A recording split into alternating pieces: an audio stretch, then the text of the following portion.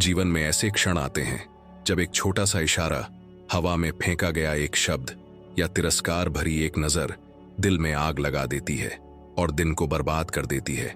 हम सभी ने उस अचानक ज्वाला, उस तूफान को महसूस किया है जो बिना किसी चेतावनी के भड़क उठता है और इस तरह बस जाता है मानो हमारे भाग्य पर हावी होने में सक्षम हो।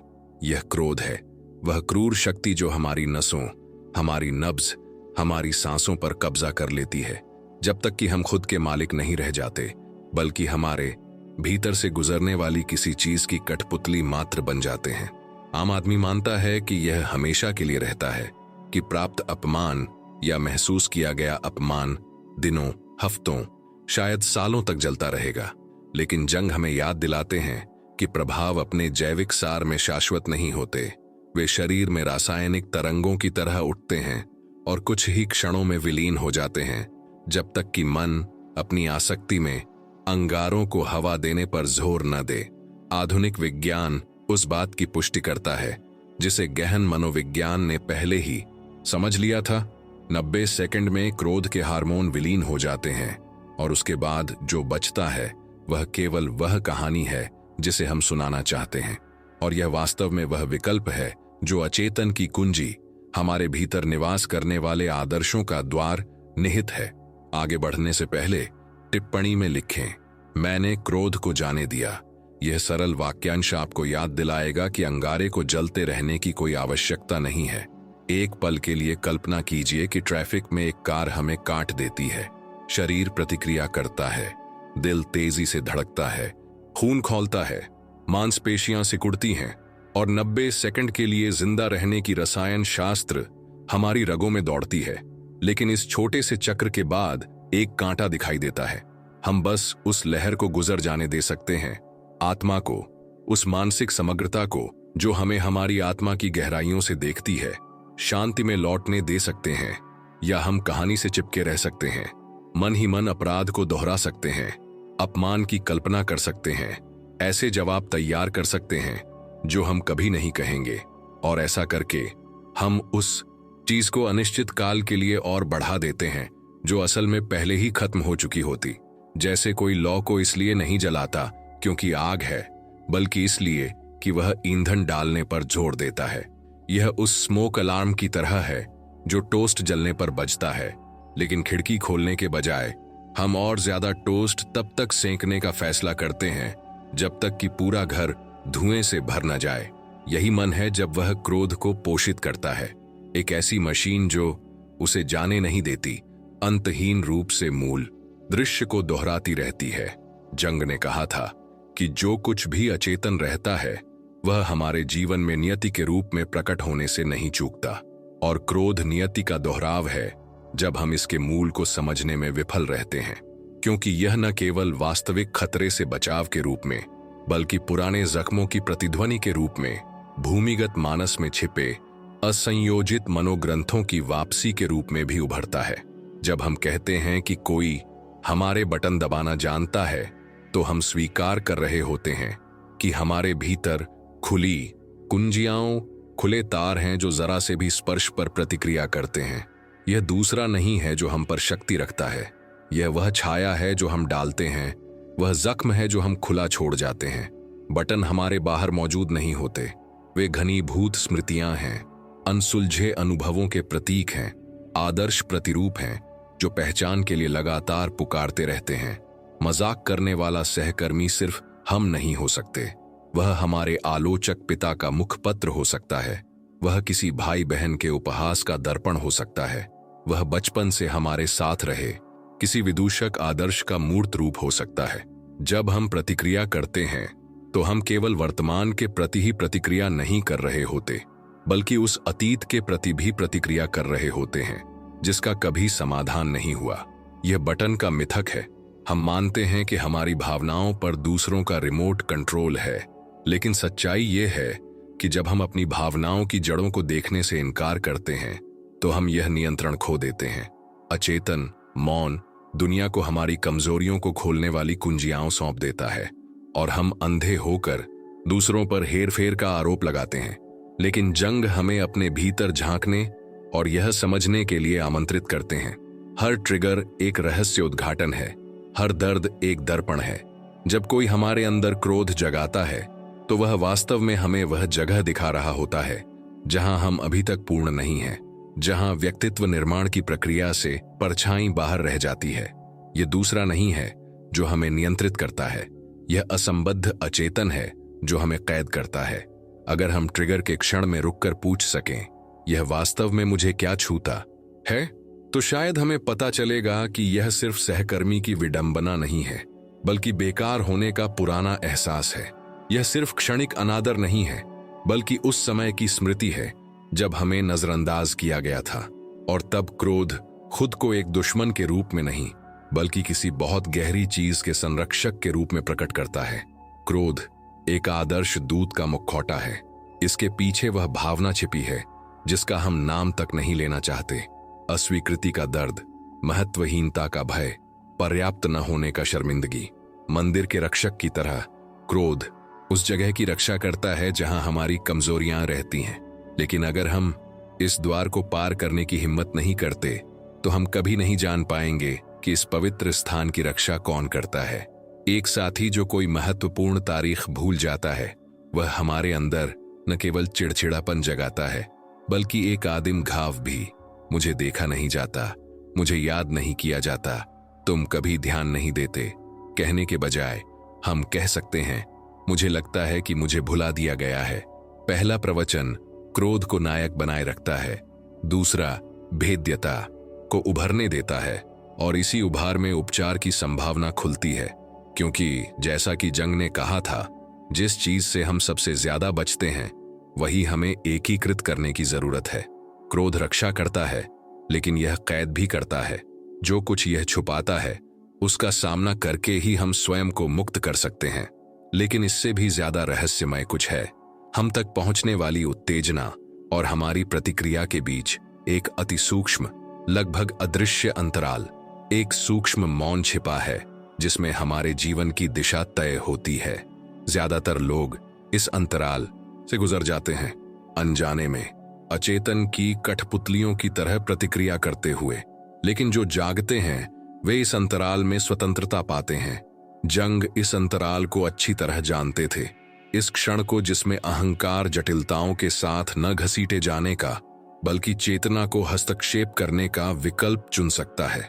इसमें न केवल प्रतिक्रिया करने बल्कि प्रतिक्रिया देने की संभावना निहित है। यही वह क्षण है जिसमें हम वही पुरानी कहानी दोहराने के बजाय स्वयं का आह्वान कर सकते हैं। यह अंतराल छोटा है, लेकिन इसकी शक्ति अनंत है, क्योंकि इसके भीतर परिवर्तन का बीज निहित है। आप सोच रहे होंगे, क्या शरीर पर हावी हो जाने के बाद क्रोध के प्रवाह को रोकना वाकई संभव है? हाँ, क्योंकि हम सिर्फ शरीर नहीं हैं, न ही सिर्फ भावनाएं, हम चेतना का भी अवलोकन कर रहे हैं। जंग ने विपरीतताओं को एक साथ रखने, तूफान के साथ पूरी तरह से तादात्म्य न रखने, लेकिन उसे नकारे न रखने की इस क्षमता को पारलौकिक कार्य कहा है। आंतरिक पर्यवेक्षक उस पर्वत की तरह है जो बादलों के गुजर जाने पर भी अडिग रहता है। क्रोध आकाश को ढक सकता है, लेकिन पर्वत वही है, अविचल। जब आप खुद से कहते हैं, मैं क्रोध को बढ़ता हुआ देख रहा हूं, तो यह सिर्फ क्रोध नहीं रह जाता, यह क्रोध के प्रति जागरूकता है। और यह जागरूकता व्यक्तित्व की ओर पहला कदम है, क्योंकि यह आपको उसके प्रभाव में आए बिना उसके मूल को देखने की अनुमति देती है। हालांकि यह प्रक्रिया आसान नहीं है। तुरंत प्रतिक्रिया न करने की बेचैनी को सहने के लिए, चीखने चिल्लाने के रेचन की तलाश न करने के लिए, आवेग में खुद को न खोने के लिए साहस की आवश्यकता होती है। इसके लिए उस खालीपन को सहना पड़ता है, उस क्षण को जब क्रोध कार्रवाई के लिए कहता है, लेकिन आप आंतरिक मौन में रहते हैं। यह एक खाई के किनारे पर चलने जैसा है, जहां हवा आपको किनारे से धकेलने की कोशिश कर रही है। प्रतिक्रिया करने का प्रलोभन बहुत बड़ा है, लेकिन चुनाव की संभावना उससे भी बड़ी है। अगर उस क्षण आप खुद से पूछें, मेरा गहरा आत्म क्या करना चाहेगा, तो आप पा सकते हैं कि उत्तर अलग है। विस्फोट नहीं, बल्कि गरिमा। बदला नहीं, बल्कि वह मौन जो परिपक्वता को प्रकट करता है। और सबसे दिलचस्प बात यह है, हम सभी किसी न किसी ऐसे व्यक्ति को जानते हैं जो अडिग लगता है, अपमान या अपमान से अप्रभावित। हम अक्सर यह मान लेते हैं कि ये लोग अलग हैं, एक विशेष, लगभग अलौकिक स्वभाव से संपन्न हैं। लेकिन जंग हमें दिखाते हैं कि वे अलौकिक नहीं हैं, बल्कि केवल ऐसे व्यक्ति हैं जिन्होंने अपने राक्षसों के साथ चलना और उन्हें आत्मसात करना सीख लिया है। वे उदासीन नहीं, बल्कि सचेत हैं। उन्होंने ट्रिगर और प्रतिक्रिया के बीच के अंतराल को खोज लिया है और उस अंतराल में रहने का फैसला किया है, जैसे कोई मंदिर बना रहा हो। और अच्छी खबर यह है कि कोई भी ऐसा करना सीख सकता है, बशर्ते वे आत्मखोज की यात्रा को अपनाएं। अगर हम इस बारे में सोचें तो हमारा पूरा जीवन प्रतिक्रिया देने या जागने के निमंत्रणों की एक श्रृंखला है। अपमान, देरी, निराशा, हर घटना एक द्वार है जो खुलता है। लेकिन केवल वे ही जो खुद को एक बड़े आख्यान का हिस्सा मानते हैं, यह समझते हैं कि कहानी को परिभाषित करने वाला दूसरा व्यक्ति नहीं है, बल्कि हम उसकी व्याख्या कैसे करते हैं। हम कहानीकार हैं जो घटनाओं के अपने संस्करण को वास्तविकता से मिला देते हैं। अगर हम मानते हैं कि हमारे बॉस ने हमें इसलिए सुधारा क्योंकि वह हमसे घृणा करता है, तो हमें अपमान का एहसास होगा। लेकिन अगर हम मानते हैं कि उस पर बस दबाव डाला गया था, तो हमें दया आ सकती है। वास्तविकता नहीं बदली है, लेकिन इतिहास बदल गया है। और हम जो कहानी सुनाने का चुनाव करते हैं, वह उस दुनिया को आकार देती है जिसमें हम रहते हैं। जंग कहते हैं कि यह कहानी अचेतन से उभरने वाले प्रतीकों से निर्मित होती है। अगर दूसरा दुश्मन बन जाता है तो इसलिए कि हम अपनी छाया उन पर आरोपित करते हैं। अगर वे स्वामी बन जाते हैं तो इसलिए कि हम उसे एकीकृत करने में कामयाब हो गए हैं। इस प्रकार प्रत्येक मुठभेड़ दूसरे में न केवल एक व्यक्ति, बल्कि क्रियाशील एक आदर्श को देखने का अवसर है। आक्रामक वह विकृत योद्धा हो सकता है जो हमें अपनी शक्ति की खोज करने के लिए आमंत्रित करता है। आलोचक वह उल्टा बुद्धिमान वृद्ध व्यक्ति हो सकता है जो विवेक विकसित करने की आवश्यकता की ओर इशारा करता है। जो कुछ भी हमें परेशान करता है, अंततः वह हमारा ही एक हिस्सा है जो एकीकरण की मांग कर रहा है। यही व्यक्तित्व बोध की कुंजी है। यह समझना कि हमारे बाहर कोई परम शत्रु नहीं है, केवल आंतरिक अंतर्वस्तु के प्रतिबिंब हैं जिन्हें अभी तक स्वीकार नहीं किया गया है। जब कोई हमें चोट पहुंचाता है तो हमें यह पूछना चाहिए, यहां मेरा कौन सा हिस्सा प्रकट हो रहा है? कौन सा अभी भी अविभाजित जटिल इस स्थिति में चीख रहा है? क्रोध केवल एक भावना नहीं है, यह एक दर्पण है, एक प्रतीक है, एक मार्गदर्शक है। और अगर हम इसकी जड़ तक पहुंचने का साहस करें तो शायद हमें न केवल पीड़ा मिलेगी, बल्कि पूर्णता का मार्ग भी मिलेगा। यही कारण है कि जंग ने जोर देकर कहा था कि हम प्रकाश की आकृतियों की कल्पना करके नहीं, बल्कि अंधकार को चेतन करके ज्ञान प्राप्त करते हैं। पहला कदम यह स्वीकार करना है, क्रोध दूसरे के कारण नहीं, बल्कि हमारे भीतर जागृत होता है, क्योंकि वह पहले से ही सुप्त अवस्था में विद्यमान था। दूसरा तो बस उस ज्वाला को प्रज्वलित करता है जो जलने के लिए तैयार थी। अगर हम इसे स्वीकार कर लेते हैं तो हमें एक रहस्योद्घाटन का सामना करना पड़ेगा।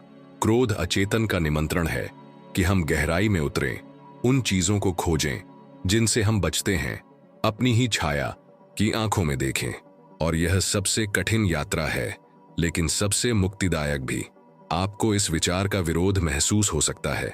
आप शायद यह मानना चाहें कि अपराधी हमेशा बाहर ही होता है, लेकिन खुद से पूछिए, आप कब तक उन कहानियों के कैदी बने रहेंगे जो आपका अचेतन आपकी भागीदारी के बिना लिखता है? आप कब तक उन ट्रिगर्स की कठपुतली बनकर जीते रहेंगे जिन्हें आप समझते ही नहीं? व्यक्तित्व निर्माण की प्रक्रिया तब शुरू होती है जब हम अपनी कहानी की जिम्मेदारी लेने का साहस करते हैं, और यह शुरुआत क्रोध के अगले ही पल हो सकती है। प्रतिक्रिया करने के बजाय निरीक्षण करें, आलोचना करने के बजाय खुद से पूछें, दोष देने के बजाय अपने भीतर देखें। रास्ता आसान नहीं है, लेकिन यही एकमात्र रास्ता है जो आजादी की ओर ले जाता है। और यहाँ इस पहले भाग के अंत में एक प्रश्न शेष है जो मन की गुफाओं में छाया की तरह गूंजता रहता है। यदि क्रोध केवल एक मुखौटा है, तो वह असली चेहरा क्या है जो वह छिपा रहा है? इस रक्षक के पीछे क्या छिपा है जो प्रकट होने की प्रतीक्षा कर रहा है? कितनी बार आपने खुद को चिल्लाते या बहस करते हुए पाया है, यह मानते हुए कि आपके मुंह से निकला गुस्सा शुद्ध और जायज है, मानो वही मूल भावना हो, जबकि असल में वह बस एक मुखौटा था, एक आवरण जो कुछ और छुपा रहा था। ज्यादातर लोगों को इसका एहसास नहीं होता। वे ऐसे जीते हैं मानो गुस्सा उनके अनुभव का केंद्र हो, मानो वह बिजली का एक ऐसा बोल्ट हो जो आसमान में अकेले कौंधता हो। लेकिन जंग हमें सिखाते हैं कि आत्मा में कुछ भी शून्य से उत्पन्न नहीं होता। जिसे हम क्रोध कहते हैं वह अक्सर कहीं पुरानी, ज्यादा नाजुक, ज्यादा दर्दनाक भावनाओं का भेस होता है। क्रोध भेद्यता का अंगरक्षक है। यह एक कवच है जो घाव को ढक लेता है, और जितना ज्यादा हम चिल्लाते हैं उतना ही ज्यादा हम खुद से छिपाते हैं कि हम असल में क्या महसूस करते हैं। कल्पना कीजिए किसी ऐसे व्यक्ति की जो आलोचना सुनते ही फट पड़ता है, मानो किसी अनियंत्रित ज्वालामुखी में डूबा जा सके। दुनिया को लगता है कि वह बस चिड़चिड़ा है, लेकिन उस धुएं के आवरण के पीछे उसकी पहचान न होने का दर्द, उसकी अहमियत नकारे जाने का एहसास छिपा है। यह नफरत नहीं बल्कि छिपी हुई उदासी है। यह रोष नहीं बल्कि अस्वीकृति का डर है। इस मामले में क्रोध उस सुरक्षा गार्ड की तरह है जो किसी नाजुक खजाने के दरवाजे पर प्रकट होता है। दुनिया को यह दिखाने के बजाय कि अंदर क्या चल रहा है, वह चिल्लाता है, धक्का देता है और धमकाता है। इस तरह किसी को पता ही नहीं चलता कि इसके पीछे ताकत नहीं बल्कि नाजुकता छिपी है। और शायद यही सबसे बड़ा रहस्य उद्घाटन है। जब भी आप खुद को क्रोध से घिरा हुआ पाते हैं तो आप यकीन मानिए कि उसके पीछे एक कोमल, शांत भावना छिपी है। अंतरंग रिश्तों में भी यह अलग नहीं है। किसी भूले हुए जन्मदिन के बारे में सोचिए। आपका साथी थका हुआ, विचलित घर आता है, उस तारीख को भूल जाता है जो आपको पवित्र लगती थी। स्वतः प्रतिक्रिया होती है कि आप भड़क उठें। आप कैसे भूल सकते हैं? आपको कभी परवाह ही नहीं होती। लेकिन सच्चाई यह है कि आक्रामक लहजे के पीछे एक और खामोश सवाल छिपा है। क्या मैं आपके लिए महत्वपूर्ण नहीं हूं? क्या मेरा दिल आपके लिए बेकार है? गुस्सा इसलिए पैदा होता है क्योंकि भूले हुए होने के दर्द को उजागर करने की तुलना में आरोप लगाना आसान होता है। अपनी असुरक्षित छाती को उजागर करने की तुलना में अपनी तलवार उठाना अधिक आरामदायक होता है। गुस्सा सुरक्षा तो करता है लेकिन दूर भी करता है। यह भेद्यता को रोकता है लेकिन यह अंतरंगता के द्वार भी बंद कर देता है, क्योंकि दूसरा व्यक्ति केवल चीख सुनता है, भीतर छिपी विनती नहीं। और ऐसा सिर्फ बड़े प्रेम प्रसंगों में ही नहीं होता। किसी साधारण सी घटना के बारे में सोचिए। सुपरमार्केट में लाइन में कोई आपका रास्ता काट दे या काम पर बेसब्री से जवाब दे। अचानक आपको ज्वाला भड़कती हुई महसूस होती है। आपका खून खौल उठता है, बदला लेने की इच्छा होती है। यह शुद्ध क्रोध जैसा लगता है, लेकिन गहराई से देखें, असल में क्या छुआ गया था? शायद यह अनादर का एहसास है, शायद बचपन की वह याद जब आपको लगता था कि आपकी आवाज का कोई महत्व नहीं है। शायद यह अन्याय के आदर्श की प्रतिध्वनि है, यह शाश्वत एहसास कि दुनिया आपको पहचानती नहीं। क्रोध इसलिए उठता है क्योंकि यह ताकत का भ्रम देता है। यह स्वीकार करने के बजाय कि मैं खुद को बेकार महसूस करता हूं, आप चिल्लाते हैं, तुम्हारी हिम्मत कैसे हुई मेरे साथ ऐसा व्यवहार करने की? लेकिन गहरे में इसकी जड़ हमेशा जितनी दिखती है उससे कहीं ज्यादा नाजुक होती है। यह मानस के सबसे बड़े विरोधाभासों में से एक है। जो सबसे ज्यादा ताकत जैसा दिखता है वह अक्सर कमजोरी का रक्षक मात्र होता है। क्रोध प्राचीन अनुष्ठानों में पहने जाने वाले एक मुखौटे की तरह है। चेहरा लाल रंग से रंगा हुआ, आंखें चौड़ी, मुंह टेढ़ा। बाहर से देखने वालों को राक्षस दिखाई देता है, लेकिन अंदर से देखने वालों को पता चलता है कि मुखौटे के पीछे डर से कांपता एक इंसान ही है। जंग ने समझा कि परछाई सिर्फ वह नहीं है जिसे हम नकारते हैं, बल्कि वह भी है जिसकी हम अपनी तुच्छता का सामना करने से बचने के लिए शक्ति के रूप में कल्पना करते हैं। क्रोध एक योद्धा के वेश में छिपी एक परछाई है, लेकिन एक घायल हृदय की रक्षा कर रही है। और यहाँ एक ऐसा सवाल आता है जिसे पूछने की हिम्मत बहुत कम लोग खुद से करते हैं। जिंदगी में कितनी बार हमने गुस्से को हिम्मत समझ लिया है? कितनी बार हमने सोचा है कि हम मजबूत हैं, जबकि असल में हम बस अपना दर्द छुपा रहे थे? जो आदमी अपने परिवार पर चिल्लाता है क्योंकि काम पर उसका सम्मान नहीं होता, वह मजबूत नहीं, नाजुक है। जो औरत अपनी सहेली पर भड़क उठती है क्योंकि उसे लगता है कि उसे नजरअंदाज किया जा रहा है, वह साहसी नहीं, कमजोर है। गुस्सा नियंत्रण का भ्रम तो देता है, लेकिन यह बस उस चीज को देखने से इनकार करना है जो चोट पहुंचा रही है। और यह इनकार जख्म को और गहरा कर देता है, क्योंकि जिसका नाम नहीं होता वह कभी नहीं भरता। मन प्रतीकों के साथ काम करता है। जब क्रोध उत्पन्न होता है तो हम उसे प्रत्यक्ष रूप से नहीं ले सकते। यह उस चीज का प्रतीक है जो नीचे छिपी है। यह हिमशैल का सिरा है, लेकिन जो जहाज को डुबोता है वह पानी के नीचे है। यह एक विचलित करने वाले सपने की तरह है, जो पहली नजर में निरर्थक लगता है, लेकिन अपनी विकृत छवि में वह संदेश समेटे हुए है जो अचेतन संप्रेषित करना चाहता है। अगर आप सपने में देखते हैं कि आपका पीछा किया जा रहा है, तो यह पीछा करने का मामला नहीं है, बल्कि यह है कि आप किस चीज का सामना करने से इनकार करते हैं। इसी तरह जब आप क्रोध महसूस करते हैं तो बाहरी परिस्थितियां मायने नहीं रखती, बल्कि वह दमित भावनाएं हैं जो सतह पर आने पर अड़ी रहती हैं। दूसरा व्यक्ति तो बस एक संदेशवाहक है। असली समस्या आपके भीतर है। इसे स्वीकार करना शायद मुश्किल हो। आखिरकार क्रोध इतना वास्तविक, इतना तात्कालिक लगता है कि हमारा हर अंग यही मानना चाहता है कि अपराधी कहीं बाहर है। लेकिन खुद से पूछिए, एक ही परिस्थिति में दो लोग इतनी अलग अलग प्रतिक्रिया क्यों दे सकते हैं? एक आलोचना सुनता है और भड़क उठता है, दूसरा वही आलोचना सुनता है और बेफिक्र होकर गहरी सांस लेता है।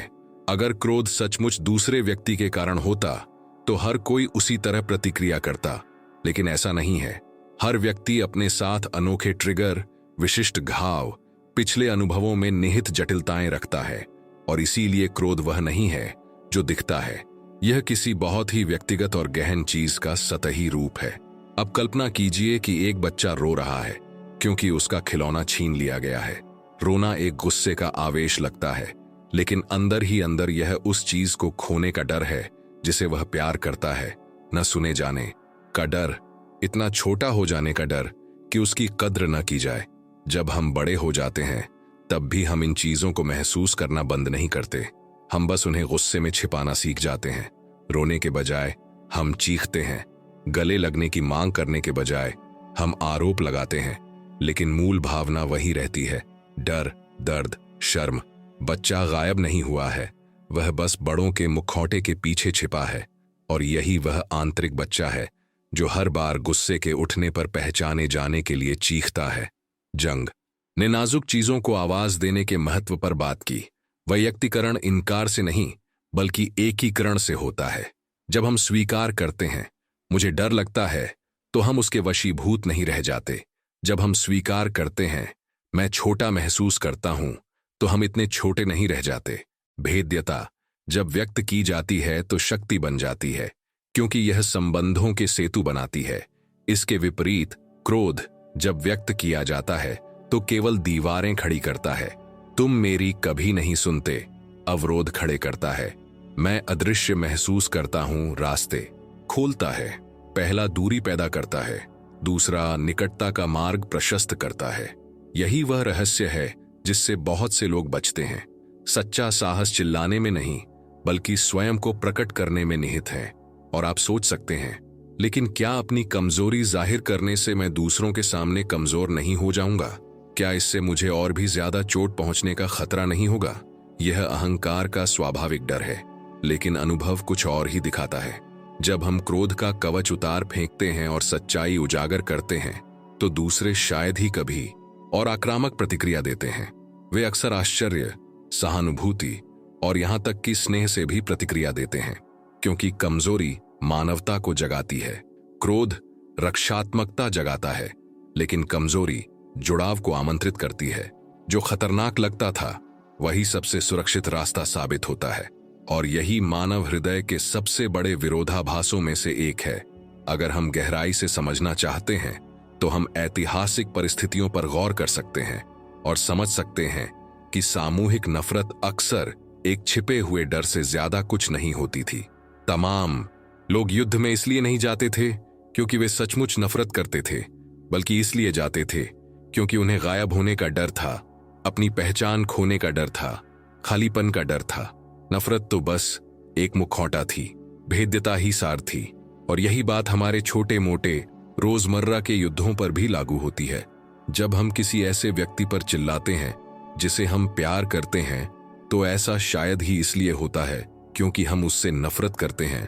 ऐसा इसलिए होता है क्योंकि हमें बदले में प्यार न मिलने का डर होता है। ऐसा इसलिए होता है क्योंकि हमें लगता है कि हमारी अहमियत खतरे में है। गुस्सा तो बस एक सैनिक की वर्दी है, असली भावना तो इंसान के अंदर छिपी नाजुकता है। अब अपने आखिरी गुस्से के बारे में सोचिए, उस दृश्य को खामोशी से दोबारा जिए, चीख के पार, आवेग के पार देखने की कोशिश करें। खुद से पूछें, मैं असल में क्या महसूस कर रहा था? उस तूफान के पीछे क्या छिपा था? शायद आपको एहसास हो कि वह उदासी थी, शायद शर्म, शायद अकेलापन, शायद आपको एहसास हो कि आप उस व्यक्ति को दूर नहीं करना चाहते थे, लेकिन विडंबना यह है कि आपके गुस्से ने बस यही किया। शायद आपको समझ आ जाए कि आप बस यही चाहते थे कि आपको देखा जाए, सुना जाए, प्यार किया जाए। और अगर यह खुलासा आपको असहज करता है तो ऐसा इसलिए है क्योंकि यह किसी गहरी चीज को छूता है, उस परछाई को जिसे कभी स्वीकार नहीं किया गया। इसलिए क्रोध कोई दुश्मन नहीं है, यह एक संदेशवाहक है। यह अचेतन की आवाज है जो आपको बता रही है यहां कुछ ऐसा है जिस पर आपको ध्यान देने की जरूरत है। एक जख्म है जो अभी भी चीख रहा है, एक भावना है जो एकीकृत नहीं हुई है। अगर आप क्रोध में खुद को खोने के बजाय यह पूछने का साहस करें कि इसमें क्या छिपा है, तो आपके पास परिवर्तन की कुंजी होगी। यह कुंजी वही है जो व्यक्तित्वीकरण की प्रक्रिया की ओर ले जाती है, क्योंकि हर अस्वीकृत भावना आपका एक हिस्सा है जिसे समग्रता में शामिल नहीं किया गया है। एकीकरण का अर्थ है उस चीज को भी गले लगाना जो दुख देती है। इसका अर्थ है छाया को स्वयं को प्रकट करने देना, और उस मोड़ पर जो एक बाधा लग रही थी वह एक रास्ता बन जाती है। क्रोध का हर विस्फोट आत्मखोज का एक अवसर है। हर ट्रिगर अचेतन की सीढ़ी पर एक और पायदान नीचे उतरने का मौका है। और शायद अगर आप में गौर से देखने का साहस है तो आपको एहसास होगा कि क्रोध हमेशा से आपकी मदद करने की कोशिश करता रहा है, भले ही अपूर्ण रूप से। यह उस चीज की रक्षा के लिए चीखता है जिसे आपने अभी तक बचाना नहीं सीखा है। यह उस चीज को छिपाने के लिए फट पड़ता है जिसे उजागर करने का साहस आपने अभी तक नहीं किया है। यह खुद को थोपता है क्योंकि आपने अभी तक खुद को शांत तरीके से व्यक्त करना नहीं सीखा है। क्रोध अपने मूल में मन का खुद को संभालने का अनाड़ी प्रयास है, लेकिन एक समय ऐसा आता है जब हमें अपने कवच को तोड़कर अपने भीतर झांकने की जरूरत होती है, और वह समय हमेशा अभी ही होता है।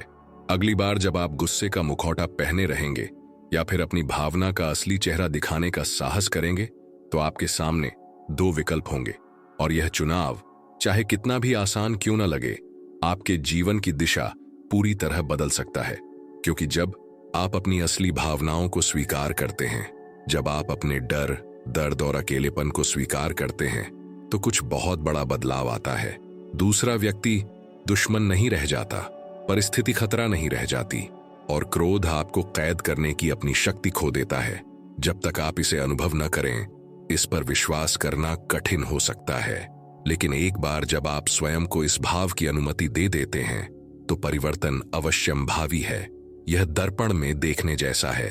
एक ओर आपने केवल विकृतियां देखी, दूसरी ओर आप सत्य की खोज करते हैं। और सत्य यह है कि क्रोध कभी समस्या नहीं था। समस्या हमेशा यह रही है कि क्रोध ने जो छिपाया था उसे देखने से इनकार कर दिया।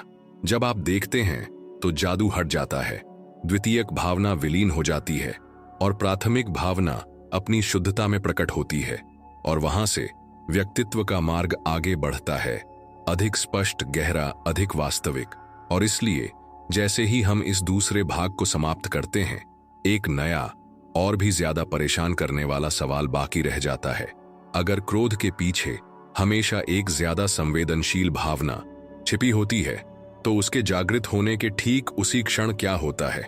क्या ट्रिगर और प्रतिक्रिया के बीच कोई गुप्त स्थान हो सकता है? एक अदृश्य अंतराल जिसमें नियति बदलने की शक्ति छिपी हो? हमारे जीवन में एक लगभग अदृश्य क्षण होता है, एक ऐसा सूक्ष्म अंतराल जिसे ज्यादातर लोग कभी नोटिस ही नहीं करते। यह उस पल के बीच होता है जब कोई चीज हमें चोट पहुंचाती है, और उस पल के बीच जब हम प्रतिक्रिया करते हैं, ट्रिगर के प्रभाव और हमारी चुनी हुई प्रतिक्रिया के बीच। यह अंतराल, जो पलक झपकने से भी कम समय तक रह सकता है, एक ऐसी शक्ति को समेटे हुए है जिसे हम शायद ही पहचान पाते हैं। जंग इसे चेतना का द्वार कहते, एक ऐसा बिंदु जहां अहंकार एक क्षण के लिए जटिलताओं की स्वचालितता को स्थगित कर सकता है और स्वतंत्रता का मार्ग प्रशस्त कर सकता है। इसी अदृश्य स्थान पर इतिहास बदल सकता है, लेकिन इसका एहसास किसे होता है? कौन इतना रुक सकता है कि यह देख सके कि विस्फोट से पहले एक रचनात्मक शून्य है? यह अंतराल शब्दों से नहीं बना है, यह कालानुक्रमिक समय से नहीं बना है। यह दो दुनियाओं के बीच एक दरार की तरह है, मानस के ताने बाने में एक खुलापन जो हमें एक और रास्ता चुनने की अनुमति देता है। जब हम क्रोध से अभिभूत होते हैं तो यह क्रम अपरिहार्य लगता है, उत्तेजना, रसायन, प्रतिक्रिया। लेकिन यह अपरिहार्यता एक भ्रम है, चुनाव का एक छिपा हुआ सूक्ष्म जगत है। जिसने भी अराजकता के बीच गहन चिंतन के क्षण का अनुभव किया है वह जानता है कि मैं किस बारे में बात कर रहा हूं। यह वह क्षण है जब आपका दिल तेजी से धड़कता है, लेकिन आपको एहसास होता है कि आप सांस ले सकते हैं। यह वह क्षण है जब आपका मुंह चीखने के लिए तैयार होता है, लेकिन आपके भीतर कुछ फुसफुसाता है, ऐसा मत करो। यह फुसफुसाहट आत्मा की आवाज है। क्या होगा अगर हम इस दूरी को बढ़ाना सीख लें, भले ही कुछ सेकंड के लिए ही सही? क्या होगा अगर हम धारा के साथ बहने के बजाय कुछ करने से पहले खुद को मौन में डुबो लें? हमारा पूरा जीवन बदल सकता है। युद्ध फीके पड़ने लगेंगे, रिश्ते बचे रहेंगे, आत्मा जटिलताओं की कठपुतली नहीं रहेगी और अपनी कहानी खुद लिख सकेगी। क्या यह अजीब नहीं है कि हम जिंदगी भर यह मानकर चलते हैं कि जब कोई ट्रिगर हमारे सामने आता है तो हमारे पास कोई विकल्प नहीं होता, मानो हम स्वतः ही प्रतिक्रिया करने के लिए अभिशप्त हैं? क्या हो अगर यह विश्वास अचेतन द्वारा सुनाई गई एक और कहानी हो जो हमें परछाई के कैद में रखने का एक तरीका हो? कितनी बार आपने क्षणिक आवेश में कही गई किसी बात पर पछतावा किया है और बाद में सोचा है मैं कुछ और कर सकता था? सच तो यह है कि ऐसा सचमुच हो सकता है, और यही रहस्य है। क्योंकि अगर आपको बाद में पता चलता है कि कोई विकल्प मौजूद था, तो इसका मतलब है कि वह विकल्प हमेशा से मौजूद था, बस कमी थी तो सही समय पर जागरूकता की। और यहीं हम मुख्य रहस्य उद्घाटन पर पहुंचते हैं। ट्रिगर और प्रतिक्रिया के बीच स्वतंत्रता का एक क्षेत्र है, और जो कोई भी इस क्षेत्र में प्रवेश करना सीख जाता है वह स्वयं का स्वामी बन जाता है। यह क्षेत्र सैद्धांतिक नहीं है, यह शरीर में एक विराम, एक सांस, एक स्पष्टता की चमक के रूप में प्रकट होता है। कितनी बार संकट के क्षणों में आपने अंदर से कुछ ऐसा महसूस किया है जो कह रहा है रुको, अभी कुछ मत करो। यह इस बात का प्रमाण है कि स्थान मौजूद है, लेकिन इसे देखना इतना मुश्किल क्यों है? शायद इसलिए कि मन को सहज वृत्ति की गति से दौड़ने के लिए प्रशिक्षित किया जाता है। हार्मोन लहरों की तरह उमड़ते हैं और शरीर मानता है कि जीवित रहने के लिए उसे तुरंत कार्रवाई करनी चाहिए। सामूहिक अचेतन जो पीढ़ियों से विरासत में मिला है और जिन्होंने अपने अस्तित्व के लिए संघर्ष किया है, आज भी हमारे भीतर फुसफुसाता है, हमला करो, अपनी रक्षा करो, इंतजार मत करो। और इस पुश्तैनी चीख में हम यह देखने का अवसर चूक जाते हैं कि वर्तमान खतरा शायद ही कभी जानलेवा होता है। एक आक्रामक ईमेल जानलेवा नहीं होता, एक आलोचना शरीर को नष्ट नहीं करती, लेकिन मन वर्तमान और अतीत को उलझाकर ऐसे व्यवहार करता है मानो यह जीवन मरण का मामला हो। क्या यह जानना दिलचस्प नहीं है कि हमारे भीतर ऐसी प्राचीन प्रवृत्तियां हैं जो इस तरह प्रतिक्रिया करती हैं, जैसे बॉस कोई शिकारी हो या भूला हुआ साथी कोई कबीला दुश्मन हो? और क्या होगा अगर हम यह समझ लें कि आज की दुनिया में ज्यादातर ट्रिगर्स के लिए संघर्ष की नहीं बल्कि जागरूकता की जरूरत होती है? यहीं पर चुनाव का स्थान एक आध्यात्मिक साधना बन जाता है। यह केवल आत्मनियंत्रण के बारे में नहीं बल्कि व्यक्तित्व के बारे में है, क्योंकि इस स्थान का विस्तार करके आप अचेतन को प्रकाश में ला रहे हैं। आप कह रहे हैं मैं अब केवल एक प्रतिक्रिया नहीं रहूंगा, मैं एक प्रतिक्रिया बनूंगा। और यही प्रतिक्रिया स्वतंत्रता का जन्म है। प्रश्न यह है, हम कितनी बार प्रतिक्रिया न करने की असुविधा को सहने को तैयार हैं? कितनी बार हम में आवेग और चुनाव के बीच के तनाव में बिना हार माने टिके रहने का साहस होता है? एक साधारण सी स्थिति पर विचार करें। कोई आपको व्यंग्य से भरा एक संदेश भेजता है। आपकी पहली इच्छा तुरंत और भी तीखे व्यंग्य के साथ जवाब देने की होती है, लेकिन टाइप करने से पहले आप एक गहरी सांस लेते हैं। खुद से पूछें, अगर मैं 1 साल बाद इस दृश्य को देख रहा होता तो मैं क्या जवाब देना चाहता? मुझे क्या सम्मान मिलेगा? आवेग है बदला लेने का। आत्मा ज्ञान की मांग करती है। यह विराम समय की बर्बादी नहीं है, यह अनंत काल की विजय है, क्योंकि उस क्षण में अतीत और भविष्य विलीन हो जाते हैं और आप सचेत रूप से चुनते हैं कि किस आख्यान को आगे बढ़ाना है। कितनी बार आपने चुपचाप अपनी जबान न रोक पाने का अफसोस जताया है? कितनी बार आपको एहसास हुआ है कि 5 सेकंड का इंतजार एक पूरे रिश्ते को बचा सकता था? हम यह गलती इतनी बार क्यों दोहराते हैं? जंग ने कहा था कि जिस चीज से हम अनभिज्ञ हैं वह हमें नियति की तरह नियंत्रित करती है। अगर आपको यह एहसास नहीं है कि चुनाव की गुंजाइश है तो आप अपनी भावनाओं के गुलाम बनकर रहेंगे। लेकिन अगर आप इस गुंजाइश को खोज लेते हैं तो आप एक लेखक बन जाते हैं। अचानक शब्द हथियार न रहकर साधन बन जाते हैं, हाव भाव आवेग न रहकर पथ बन जाते हैं, जीवन प्रतिक्रिया न रहकर सृजन बन जाता है। और यह सब इसी निलंबन के बिंदु पर, प्रतिक्रिया से पहले के इस मौन में शुरू होता है। लेकिन कोई गलती न करें, यह स्थान न केवल मनोवैज्ञानिक है बल्कि आदर्शात्मक भी है। यह नायक और पीड़ित के बीच, दीक्षित और अचेतन के बीच की दहलीज है। यह वह सीमा है जहां आप तय करते हैं कि आप छाया के नेतृत्व में चलेंगे या आत्मा को प्रकट होने देंगे। हर बार जब आप सचेतन रूप से चुनते हैं तो आप एक छोटी सी दीक्षा कर रहे होते हैं। आप एक अदृश्य द्वार पार कर रहे होते हैं। आप अचेतन से कह रहे होते हैं, मुझे पता है कि तुम मौजूद हो, लेकिन अब मैं तुम्हारा कैदी नहीं हूं। अगर आपको एहसास हो कि हर ट्रिगर असल में एक संस्कार का निमंत्रण है, तो आप क्या करेंगे? कि क्रोध का हर पल चेतना का द्वार है, कि हर आवेग मुक्ति का एक अवसर भी है। यही वो राज है जिसे बहुत कम लोग समझ पाते हैं। हम ऐसे जीते हैं मानो हम हमेशा परिस्थितियों के रहमो क्रम पर हैं, लेकिन असल में उत्तेजना और प्रतिक्रिया के बीच के अंतराल में हम ही अपना रास्ता तय करते हैं। और जब हम इस स्थिति में रहना सीख जाते हैं तो हम पाते हैं कि क्रोध को तूफान बनने से पहले ही खत्म किया जा सकता है। हम पाते हैं कि हमें आक्रोश को कई दिनों तक ढोने की जरूरत नहीं है, बल्कि हम इसे कुछ ही सेकंड में निकाल सकते हैं। और यही सब कुछ बदल देता है। एक ऐसी दुनिया की कल्पना कीजिए जहां लोग इस शक्ति को जानते हों। कितने संघर्ष टल जाएंगे, कितने परिवार सुरक्षित रहेंगे, कितने रिश्ते कभी खत्म नहीं होंगे। इस स्थान की अज्ञानता ही व्यक्तिगत और सामूहिक युद्धों को जन्म देती है। इसके प्रति जागरूकता ही एक नई मानवता का मार्ग प्रशस्त करती है। और अगर आप जब चाहें इस जगह में प्रवेश कर सकें तो आप क्या करेंगे? क्या होगा अगर आपका जीवन विस्फोटों और पछतावों का सिलसिला न रहकर सचेतन विकल्पों का मार्ग बन जाए? चुनाव का बिंदु हम में से हर एक के भीतर बोए गए एक बीज की तरह है। यह पहले से ही मौजूद है, इस्तेमाल होने का इंतजार कर रहा है। लेकिन यह तभी खिलता है जब हम ध्यान देते हैं। हर बार जब हम प्रतिक्रिया करने से पहले सांस लेते हैं तो हम उस बीज को पानी देते हैं। हर बार जब हम चिल्लाने की बजाय शांति चुनते हैं तो हम उसे थोड़ा और प्रकाश देते हैं। आखिरकार एक दिन हमें एहसास होता है कि यह बढ़ गया है और हम अब पहले जैसे नहीं रहे।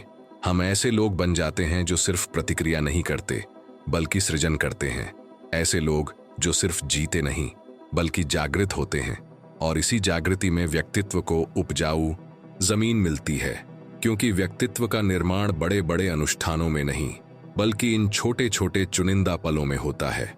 हर विराम, हर मौन, हर सांस के साथ अचेतन अपनी निरंकुशता को थोड़ा कम करता है और आत्मा को स्वयं को प्रकट करने का अवसर मिलता है। यही वह सच्ची शक्ति है जो हमें दी गई है। और अगर यह सब सच है तो अगली बार जब आप ऐसा करेंगे तो आप कैसी प्रतिक्रिया देंगे? क्या आप परछाई को खुद को घसीटने देंगे या फिर उस जगह में कदम रखेंगे और चुनाव करेंगे? क्या आप अचेतन की कठपुतली बने रहेंगे या फिर अपनी कहानी खुद रचने वाले की भूमिका निभाएंगे? फैसला हमेशा आपके हाथ में होता है, लेकिन यह भविष्य में नहीं होता। यह अभी होता है, अगले आवेग में, अगले टकराव में, अगली तिरछी नजर में। जगह हमेशा मौजूद है, इंतजार कर रही है। और हर बार जब आप इसे स्वीकार करते हैं तो जिंदगी बदल जाती है। और शायद सबसे आश्चर्यजनक बात यह जानना है कि यह स्थान न केवल हमारी प्रतिक्रिया को बदलता है बल्कि हमारी भावनाओं को भी बदलता है। जब हम स्वतः प्रतिक्रिया करना बंद कर देते हैं तो शरीर का रसायन विज्ञान ही रूपांतरित होने लगता है हार्मोन अब हावी नहीं होते, रासायनिक तूफान शांत हो जाता है और जो अपरिहार्य लग रहा था वह लचीला साबित होता है। जीव विज्ञान चेतना के आगे झुक जाता है। यह सिर्फ मनोविज्ञान नहीं है, यह आत्मा की कीमिया है। क्या आपने कभी सोचा है कि अगर आप इस जगह पर ज्यादा बार आते तो आपके कितने दर्द से बचा जा सकता था? अगर आप चीखने चिल्लाने की बजाय बस सांस लेते तो कितने भावनात्मक जख्मों से बचा जा सकता था? और यहीं इस रहस्य की खूबसूरती उजागर होती है। कभी देर नहीं होती। जिंदगी के हर पल में चुनाव की गुंजाइश मौजूद है। अभी भी जब आप ये शब्द पढ़ रहे हैं तो आप इसे महसूस कर सकते हैं। शायद आप अपनी सांसों पर ध्यान दे रहे हों, शायद आप अपने विचारों के बीच एक खामोशी महसूस कर रहे हों। यही वो जगह है, यह हमेशा आपके साथ रही है। बस आपको इसे पहचानने की जरूरत है और इसे पहचान कर आप उससे भी बड़ी चीज के करीब पहुंचते हैं। आंतरिक दृष्टा की उपस्थिति, वह जो बवंडर में बह नहीं जाता बल्कि शांत साक्षी बना रहता है। यह दृष्टा ही आत्मा की चिंगारी है। यही दृष्टा आपको प्रतिक्रिया का कैदी न बनने की संभावना देता है। यही दृष्टा अगले रहस्योद्घाटन का द्वार खोलता है कि आप अपने आवेगों को उसी तरह देख सकते हैं जैसे कोई बादलों को गुजरते हुए देखता है, बिना उनसे तादात्म्य बनाए। और यदि यह सच है कि इस पर्यवेक्षक को विकसित किया जा सकता है, तो क्या यह आपके भावनात्मक जीवन को पूरी तरह से बदलने की कुंजी नहीं होगी? हमारे अंदर कुछ ऐसा है जो कभी नहीं बदलता, तब भी जब सब कुछ ढहता हुआ सा लगता है। क्या आपने कभी इस पर गौर किया है?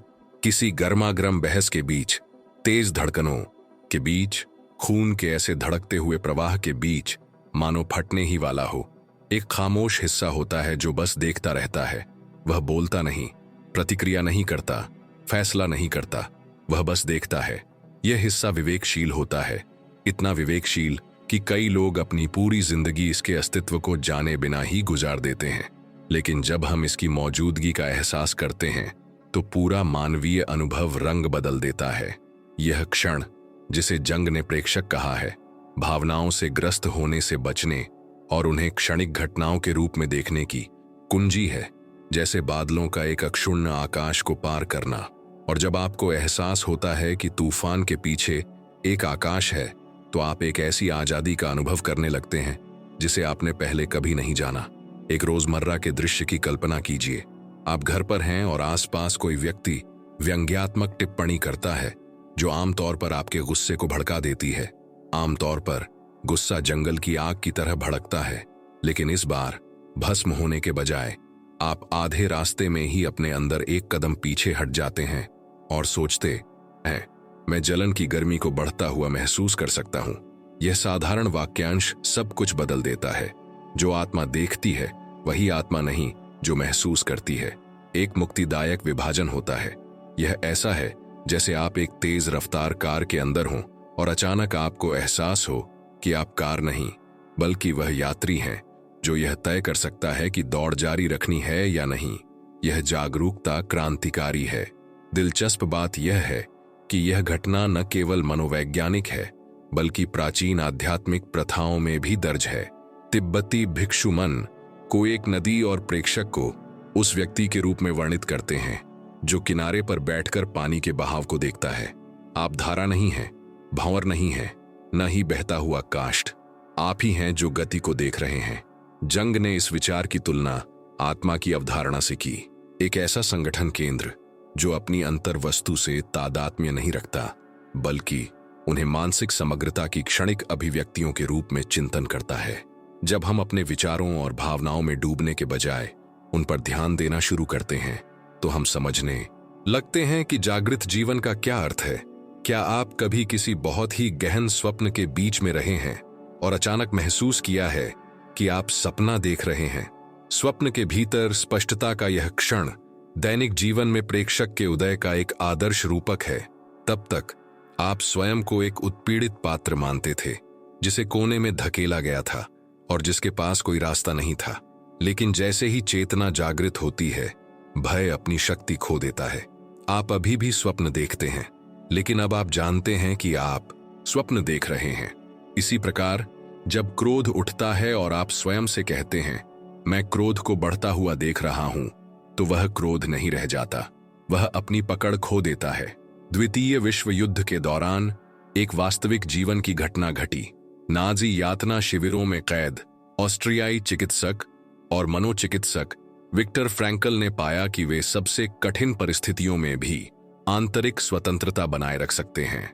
उन्होंने अपने मन को अपमान, ठंड और भूख के प्रति प्रतिक्रिया करते हुए देखा, और इस अवलोकन में उन्हें गरिमा मिली। जहां कई लोग केवल निराशा में बदल गए, वहीं उन्होंने एक अछूता आंतरिक स्थान विकसित किया। इसने उन्हें न केवल शारीरिक रूप से बल्कि आध्यात्मिक रूप से भी जीवित रहने में मदद की। उनका प्रसिद्ध वाक्यांश आज भी गूंजता है, उत्तेजना और प्रतिक्रिया के बीच एक अंतराल होता है, और उस अंतराल में हमारी स्वतंत्रता निहित है। यही प्रेक्षक का सार है।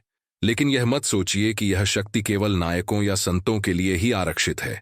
कोई भी इसका उपयोग कर सकता है।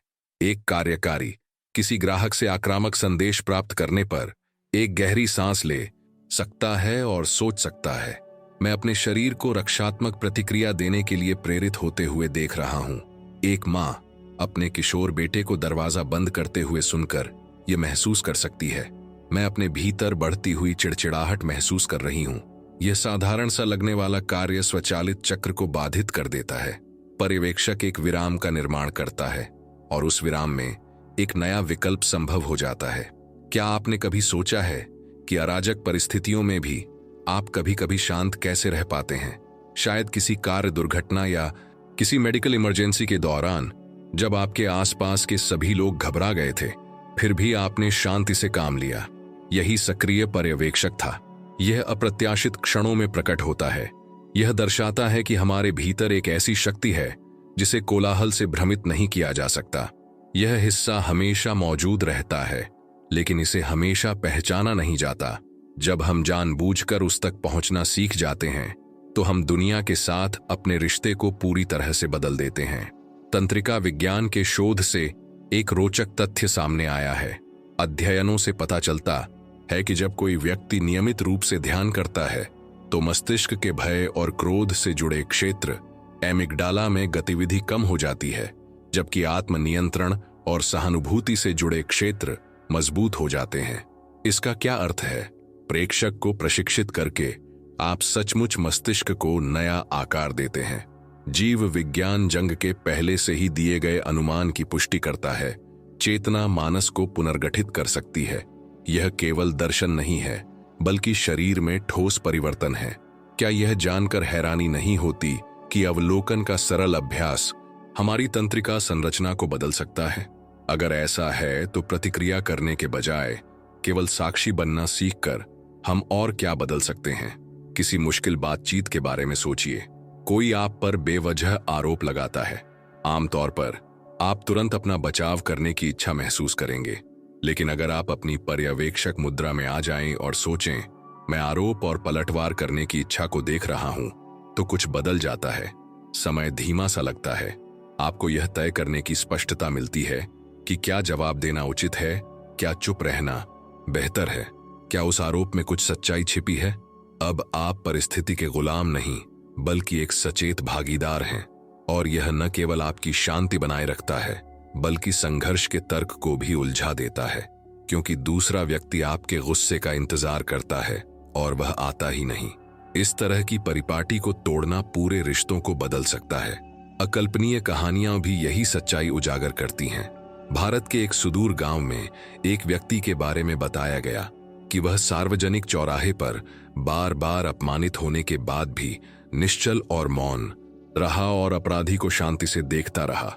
जब उससे पूछा गया कि उसने कोई प्रतिक्रिया क्यों नहीं दी, तो उसने उत्तर दिया, अगर कोई मुझे कोई उपहार देता है और मैं उसे स्वीकार नहीं करता, तो वह उपहार किसका है? इसी प्रकार अगर कोई मुझे क्रोध देता है और मैं उसे स्वीकार नहीं करता, तो वह उपहार देने वाले के पास ही रहता है। यह प्रेक्षक की शक्ति है। यह निष्क्रियता के बारे में नहीं, बल्कि आविष्ट होने से इनकार करने के बारे में है। लेकिन क्या हम हर समय ऐसे ही जी सकते हैं, या फिर प्रेक्षक केवल एक दुर्लभ अनुभव है, जैसे अंधेरे में बिजली चमकती है? अगर हम इसे रोजाना मांसपेशियों को प्रशिक्षित करने की तरह विकसित करने का फैसला करें, तो क्या होगा? यह अभ्यास सरल है, लेकिन इसके लिए अनुशासन की आवश्यकता है। इसमें विचारों और भावनाओं पर इस तरह ध्यान देना शामिल है जैसे वे बाहरी घटनाएं हों। मुझे लग रहा है कि मैं अपर्याप्त हूं। मैं क्रोध की भावना को बढ़ता हुआ देख रहा हूं। इस भाषा का प्रयोग करके आप अपने गहरे आत्म और क्षणिक विषय वस्तु के बीच दूरी बनाते हैं। आप मैं क्रोध हूं कहना बंद कर देते हैं और मैं क्रोध को देख रहा हूं कहना शुरू कर देते हैं। इस छोटे से भाषाई बदलाव का बहुत बड़ा प्रभाव पड़ता है, क्योंकि आप जो देखते हैं वह अब आप नहीं है। यह बस आपके भीतर से गुजरने वाली कोई चीज है। दिलचस्प बात यह है कि स्वीकृति और प्रतिबद्धता चिकित्सा जैसी आधुनिक चिकित्सा पद्धतियों में भी यही सिद्धांत अपनाया जाता है। यह सिखाता है कि हमें विचारों से लड़ने की जरूरत नहीं है, बल्कि उन्हें नदी में तैरते पत्तों की तरह देखना चाहिए। ये रूपक आत्मा के बारे में जंग के दृष्टिकोण को पूरी तरह से प्रतिध्वनित करता है, जो एक समग्रता है जिसमें किसी एक तत्व को समाहित तो किया जा सकता है, लेकिन उसे किसी एक तत्व में नहीं समेटा जा सकता। समकालीन विज्ञान और प्राचीन ज्ञान इस बात पर एकमत हैं। अवलोकन मुक्ति प्रदान करता है।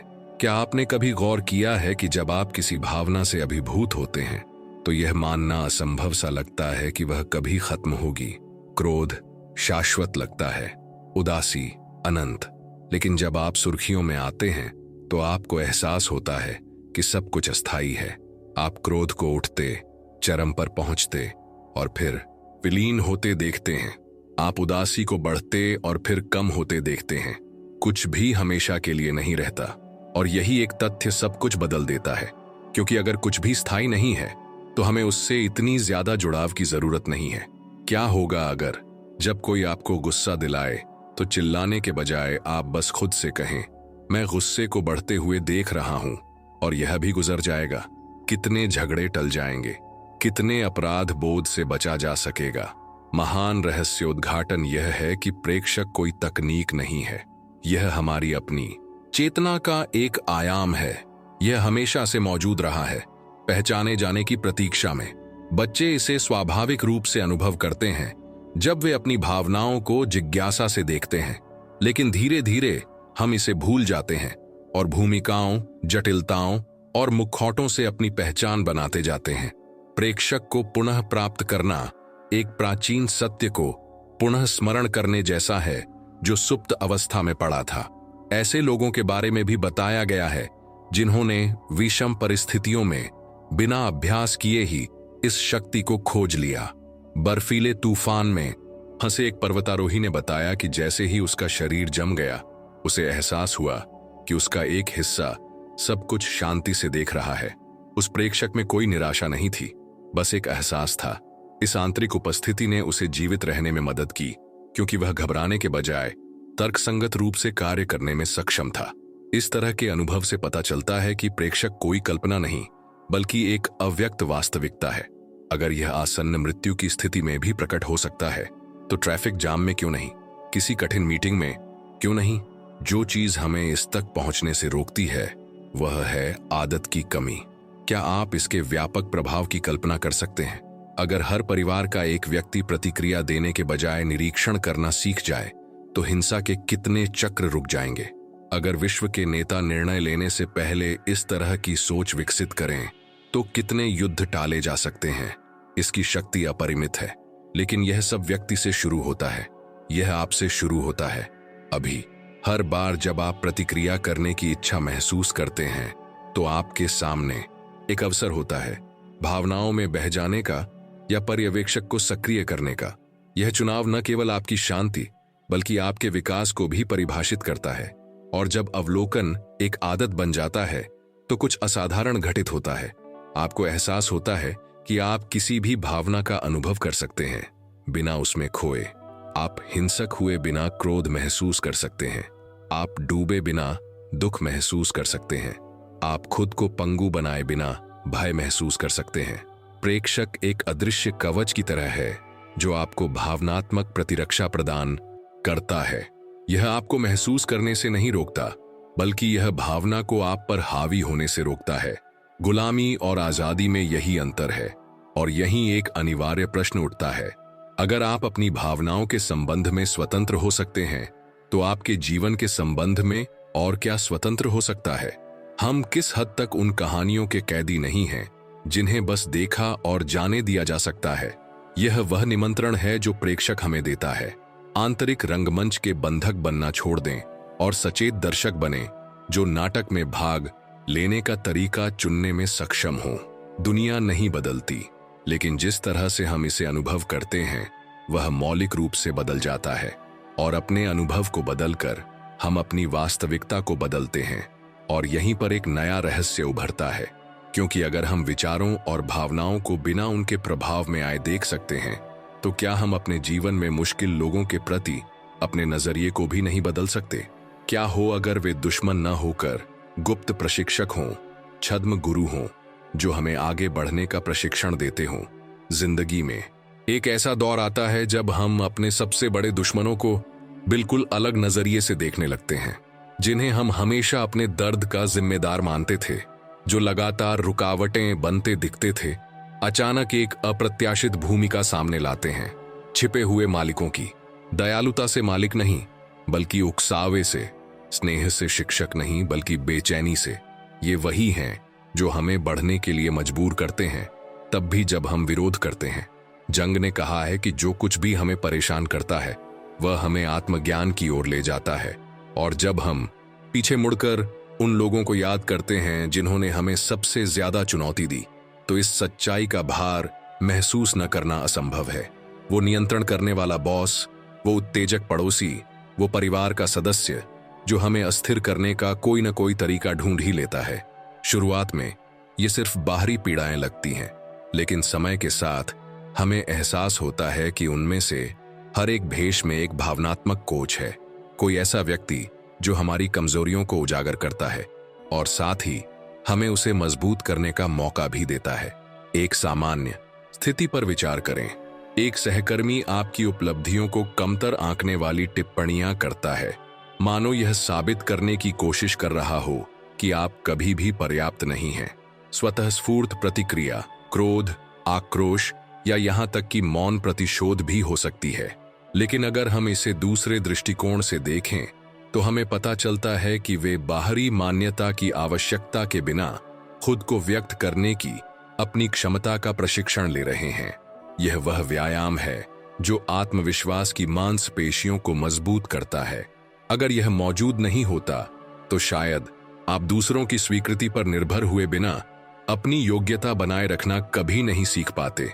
इस मामले में आलोचक केवल एक बाधा नहीं है, यह जिम में उठाया गया वजन है जो मांसपेशियों को बढ़ने के लिए मजबूर करता है। नजरिए में यह बदलाव आसानी से नहीं होता। अहंकार चीखता है, बदला मांगता है, क्षतिपूर्ति मांगता है, लेकिन आत्मा, जो हमारा सबसे गहरा हिस्सा है, जानती है कि हर चुनौती एक अवसर भी है। उस पड़ोसी के बारे में सोचिए जो सिर्फ आपको उकसाने के लिए ही मौजूद है। जब आपको आराम की जरूरत होती है तो वे तेज संगीत बजाते हैं, अपनी गाड़ी गलत जगह पार्क करते हैं और सह अस्तित्व के छोटे मोटे टकराव पैदा करते हैं। अहंकार टकराव चाहता है, लेकिन अगर आप अपनी जागरूकता को सक्रिय करते हैं तो आप महसूस करते हैं कि यह आपके धैर्य, आपके लचीलेपन और अराजकता के बीच शांत रहने की आपकी क्षमता को प्रशिक्षित कर रहा है। जिंदगी ने आपको संयोग से एक मुश्किल पड़ोसी नहीं दिया, इसने आपको एक अनैच्छिक शिक्षक दिया, एक ऐसा व्यक्ति जो अनजाने में आपके व्यक्तित्व निर्माण की यात्रा में भागीदार बनता है। क्या यह सोचना अजीब नहीं है कि जिन लोगों से हम दूर रहने की कोशिश करते हैं वही हमारे विकास में सबसे ज्यादा योगदान देते हैं? कितनी बार आपने प्रशंसा की बजाय कठोर आलोचना से ज्यादा प्रगति की है? कितनी बार आपने किसी ऐसे व्यक्ति से ज्यादा सीखा है जिसने आपको परेशान किया हो, बजाय किसी ऐसे व्यक्ति से जिसने आपकी सराहना की हो? यहीं पर कहानी में तीव्रता आती है, क्योंकि हम समझने लगते हैं कि सबसे बेहतरीन भावनात्मक प्रशिक्षक हम नहीं बल्कि जिंदगी हमें भेजती है। वे ऐसे पलों में आते हैं जब हमें अपनी आत्मा के किसी हिस्से को मजबूत करने की सबसे ज्यादा जरूरत होती है। अगर आपको सीमाएं सीखनी है तो जिंदगी किसी ऐसे व्यक्ति को भेजती है जो आपके दायरे में दखल देने पर अड़ा रहता है। अगर आपको दृढ़ता सीखनी है तो जिंदगी किसी ऐसे व्यक्ति को भेजती है जो आपको नियंत्रित करने की कोशिश करता है। अगर आपको धैर्य सीखना है तो जिंदगी किसी ऐसे व्यक्ति को भेजती है जो आपको हर छोटी बड़ी बात पर परेशान करता है। यह अनुचित लग सकता है, लेकिन जरूरी है, क्योंकि प्रशिक्षण के बिना विकास संभव नहीं है। लेकिन एक जरूरी बात है, बात दुर्व्यवहार को स्वीकार करने या विनाशकारी परिस्थितियों में बने रहने की नहीं है। बात यह समझने की है कि ये अनुभव भी कुछ छिपे हुए सबक लेकर आते हैं। जब आप इसे समझ जाते हैं तो आप पीड़ित होना छोड़ देते हैं और सीखने लगते हैं। दूसरा व्यक्ति मुश्किल बना रह सकता है, लेकिन आप बदल जाते हैं, और जब आप बदलते हैं तो रिश्ता भी बदल जाता है। दुर्व्यवहार करने वाले की कुछ शक्ति चली जाती है, चालाकी करने वाले का नियंत्रण खत्म हो जाता है, और आलोचक को अब कोई खुला घाव नहीं मिलता, क्योंकि प्रशिक्षण काम कर गया। आपने वह कौशल विकसित कर लिया जिसकी आपको पहले कमी थी। एक ऐसे व्यक्ति की कहानी बेहद दिलचस्प है जो सालों तक एक बेहद सख्त बॉस के साए में रहा। हर दिन उसे एक जंग सा लगता था। वह थका मांदा, गुस्से से भरा, बदले की कल्पनाओं में डूबा घर लौटता था। फिर एक दिन उसे एहसास हुआ वह बॉस अनजाने में उसे कुछ ऐसा सिखा रहा था जो कोई और नहीं सिखा सकता था। वह उसे दबाव में शांत रहने की ट्रेनिंग दे रहा था। सालों बाद जब उसने नौकरी बदली तो वह एक ऐसा नेता बन गया जिसकी तारीफ संकट के समय उसकी शांति के लिए की जाती थी। उसका जहरीला बॉस ही वह अनजाने शिक्षक था जिसने उसे गढ़ा, और जब उसे यह बात समझ में आई तो उसने नफरत पालना छोड़ दिया। वह सिर्फ सीख लेकर चला। क्या यह आश्चर्यजनक नहीं होगा यदि हमारा अधिकांश विकास उन्हीं मुठभेड़ों से हुआ जिनसे हम सबसे अधिक घृणा करते हैं? क्या होगा यदि यह असुविधा ही थी जिसने आत्मा को विस्तार के लिए आवश्यक तत्व प्रदान किया? यह नजरिया न सिर्फ मुश्किल लोगों से निपटने के हमारे तरीके को बदल देता है, बल्कि जिंदगी से निपटने के हमारे तरीके को भी बदल देता है, क्योंकि हम बाधाओं को उत्पीड़न समझना बंद कर देते हैं और उन्हें प्रशिक्षण समझने लगते हैं। दुनिया दुश्मन बनना बंद कर देती है और एक व्यायामशाला बन जाती है। हर मुश्किल परिस्थिति एक कसरत बन जाती है। हर परेशान करने वाला व्यक्ति एक शिक्षक बन जाता है। अब युद्ध का मैदान नहीं, बल्कि एक प्रशिक्षण स्थल। यह बदलाव हमारे बोझ को कम करता है। अब हमें हर चीज से लड़ने की जरूरत नहीं है, हमें हर चीज से सीखने की जरूरत है। और इससे भी ज्यादा दिलचस्प बात यह है, जब आप इस विचार को स्वीकार कर लेते हैं कि हर मुश्किल व्यक्ति एक कोच होता है, तो आपको एहसास होने लगता है कि आपकी अपनी असफलताएं भी शिक्षक हैं। वह आदत जिससे आप खुद को नफरत करते हैं, वह टाल मटोल करने की प्रवृत्ति, वह डर जो आपको पंगु बना देता है, ये सब आपके अंदर के शिक्षक हैं। ये बताते हैं कि आप में अनुशासन की कहाँ कमी है, साहस की कहाँ कमी है, स्पष्टता की कहाँ कमी है। बाहरी और आंतरिक जीवन एक ही स्कूल में मिल जाते हैं। कोई दुश्मन नहीं, सिर्फ शिक्षक हैं। लेकिन सावधान रहें, इसे स्वीकार करने का मतलब यह नहीं है कि हमें अपनी सीमाएं छोड़ देनी चाहिए। बिल्कुल उल्टा, प्रशिक्षक जरूरी हैं, लेकिन अगर वजन ज्यादा हो तो शरीर टूट जाता है। इसी तरह अगर कोई रिश्ता अपमानजनक हो जाए तो सबक यह हो सकता है कि पीछे हटना सीखें, एक निश्चित सीमा तय करें, और यह भी प्रशिक्षण है। बस इतना कहना सीखें, अपनी ऊर्जा की रक्षा करना सीखें, अपनी शांति बनाए रखना सीखें। सीमाएं उन द्वारों की तरह हैं जो जिम को स्वस्थ रखते हैं, प्रशिक्षण को विनाश में बदले बिना। एक जबरदस्त उदाहरण एक महिला का है जिसने सालों तक एक ऐसे रिश्ते को झेला जिसमें उसका साथी लगातार उसकी उपलब्धियों को कमतर आंकता रहा। उसका मानना था कि उसे धैर्यवान, सहनशील और सीखने की जरूरत है, लेकिन असली सीख सहन करने में नहीं थी, बल्कि अपनी कीमत पहचानने और एक स्पष्ट सीमा तय करने में थी। जब उसने आखिरकार कहा, मैं अब इस तरह का व्यवहार बर्दाश्त नहीं करूंगी, तो उसकी जिंदगी बदल गई। भावनात्मक कोच ने अपना काम पूरा कर दिया था, लेकिन अब वह एक अलग स्तर के प्रशिक्षण के लिए तैयार थी। यह चेतना की वह छलांग थी जिसने दर्द को ताकत में बदल दिया। कितनी बार आपने धैर्य और समर्पण को एक भ्रम में डाल दिया है? कितनी बार आपको लगा है कि आपको सहना होगा, जबकि असल में आपको अपनी बात मनवाने की जरूरत थी? गति तेज हो जाती है क्योंकि हम समझने लगते हैं कि इस खेल में कोई तटस्थता नहीं है।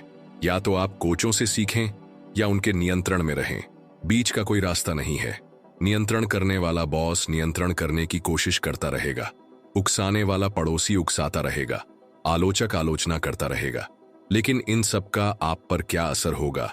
यह एक ही फैसले पर निर्भर करता है। क्या आप पीड़ित की तरह प्रतिक्रिया करते रहेंगे या हर स्थिति को प्रशिक्षण के तौर पर इस्तेमाल करेंगे? यही चुनाव जेल और आजादी के बीच का अंतर तय करता है। एक ही दुनिया नर्क या स्कूल हो सकती है, एक ही व्यक्ति दुश्मन या मालिक हो सकता है। अंतर नजरिए का है। जंग ने इसे प्रतीकात्मक पुनर्रचना कहा है। जब हम विषय वस्तु की व्याख्या करने का तरीका बदलते हैं तो हम उसके अनुभव को भी बदल देते हैं। तथ्य नहीं बदलता, बल्कि कथा बदल जाती है, और जब कथा बदलती है तो भावनात्मक प्रभाव भी बदल जाता है। क्या यह सोचकर हैरानी नहीं होती कि शायद हमारे कभी सच्चे दुश्मन नहीं होते, बस कठोर तरीके अपनाने वाले शिक्षक होते हैं? अगर आप हर मुश्किल परिस्थिति को इसी नजर से देखने लगें तो क्या होगा? यह बिंदु एक शक्तिशाली मोड़ पैदा करता है, क्योंकि अब दर्शक समझ जाता है कि नियंत्रण उसी का है, भले ही ऐसा लगे कि वह नियंत्रण में नहीं है। किसी और के पास उनका दिन खराब करने की शक्ति नहीं है। कोई और उनका सुकून नहीं छीन सकता। वे अभिनय कर सकते हैं, वे कोशिश कर सकते हैं, लेकिन अंतिम व्याख्या आपकी है। और अगर आप तय करते हैं कि यह अभ्यास है, तो यह अभ्यास ही है। आजादी की कुंजी हमेशा आपके हाथ में है, लेकिन इस दृष्टिकोण को ठोस रूप देने के लिए सिर्फ सिद्धांत से ज्यादा की जरूरत है, अभ्यास की जरूरत है। अगली बार जब कोई आपको उकसाए तो एक गहरी सांस लें और खुद से पूछें, यह व्यक्ति मुझे क्या सिखाने की कोशिश कर रहा है? शायद धैर्य, शायद दृढ़ता, शायद करुणा। इससे कोई फर्क नहीं पड़ता। मायने यह रखता है कि आप पीड़ित होना छोड़कर सीखने वाले बन गए हैं। यह छोटा सा प्रयास सब कुछ बदल देता है। और जिंदगी यह एहसास करते हुए कि आपने सीख लिया है, आपको अलग अलग तरह के वर्कआउट देने लगेगी। अलग अलग लोग, ज्यादा जटिल परिस्थितियां, क्योंकि जिम की तरह जैसे जैसे आप मजबूत होते जाते हैं, वजन भी बढ़ता जाता है। इसी तरह विकास चलता रहता है। इसका कोई अंत नहीं है, बस स्तर हैं। आत्मा का खेल अनंत है, लेकिन यहीं से अंतिम तनाव पैदा होता है। क्या होगा जब इस दृष्टि को समझने के बाद भी आप ऐसी परिस्थितियों का सामना करें जो असहनीय लगे? जब कोई भी पुनर्रचना काम न करे, जब दर्द बहुत ज्यादा हो, तो क्या करें? इसका जवाब अगले चरण में मिलेगा। कई बार ऐसा होता है जब पुनर्व्याख्या पर्याप्त नहीं होती, आपको पीछे हटने, दूरी बनाने और खुद को बचाए रखने की जरूरत होती है। हर प्रशिक्षण अंत तक सहन करने के लिए नहीं होता। कभी कभी असली प्रशिक्षण यह सीखना होता है कि लड़ाई योद्धा को नष्ट करने से पहले ही अखाड़े से निकल जाना चाहिए। हम उस बिंदु पर पहुंच गए हैं जहां सभी टुकड़े एक साथ आने लगते हैं, और जो महज सिद्धांत या चिंतन लगता था, वह जीवंत व्यवहार बन जाता है।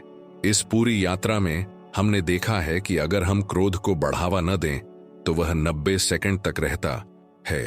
तथाकथित भावनात्मक ट्रिगर सिर्फ उभरे हुए घाव हैं। क्रोध के पीछे हमेशा एक ज्यादा संवेदनशील भावना छिपी होती है। उत्तेजना और प्रतिक्रिया के बीच आजादी का एक अंतराल होता है। हमारे भीतर एक पर्यवेक्षक रहता है जो तूफानों को बिना खोए उन्हें प्रकट होते हुए देखने में सक्षम होता है। और यह कि सबसे कठिन लोग भी हमारे विकास में अनैच्छिक प्रशिक्षक बन सकते हैं। अब इस समापन में इन सबको एक ऐसे मार्ग में एकीकृत करने का समय आ गया है जिसका अनुसरण वास्तविक जीवन में, हर बातचीत में, हर रिश्ते में, हर उस क्षण में किया जा सके जब भावनाएं हमें अभिभूत करने का खतरा पैदा करती हैं। पहला कदम आसान है, लेकिन इसके लिए अनुशासन जरूरी है। जब भी आपको गुस्सा आए तो 90 सेकंड के चक्र को याद करें। यह एक अदृश्य टाइमर की तरह है। इस दौरान आपका शरीर बस हार्मोन्स का एक जैविक उछाल छोड़ रहा होता है। यह शाश्वत नहीं है, इसे नियंत्रित करना असंभव भी नहीं है। बस इसे गुजर जाने दें। आग में घी डालने की कोशिश न करें। मन ही मन कहानी को न दोहराएं। उस दृश्य में न फंसें। बस सांस लें और देखें। बार बार किया जाने वाला यह अभ्यास आपके मस्तिष्क को सिखाता है कि गुस्से को एक कहानी बनने की जरूरत नहीं है। यह बस एक लहर हो सकती है जो आती जाती रहती है। जितना ज्यादा आप अभ्यास करेंगे, उतना ही आपको एहसास होगा कि यह अंतराल उन विस्फोटों को रोकने के लिए काफी है जो कभी अपरिहार्य लगते थे, लेकिन हम इसे हमेशा याद नहीं रखते। और यहाँ दूसरा कदम आता है। जब आपको लगे कि कोई आपको खुश कर रहा है, तो वह सवाल पूछें जो सच्चाई को उजागर करे। ये मुझे असल में क्या छू रहा है? कौन सा पुराना जख्म ताजा हो रहा है? शायद यह अनदेखी की याद है, शायद नापसंद किए जाने का एहसास है, शायद किसी पुरानी आलोचना की गूंज है। जब आप इसे पहचान लेते हैं तो स्थिति सिर्फ दूसरे व्यक्ति के बारे में नहीं रह जाती और आपकी अपनी कहानी बन जाती है।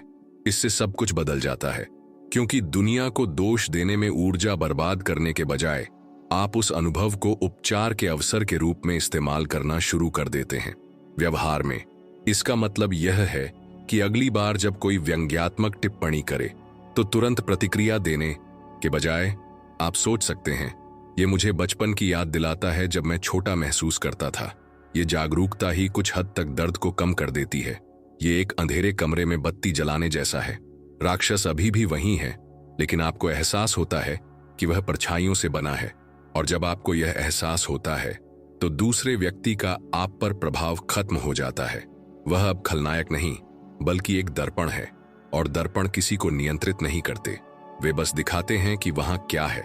तीसरा कदम यह याद रखना है कि क्रोध के पीछे हमेशा एक ज्यादा नाजुक भावना छिपी होती है।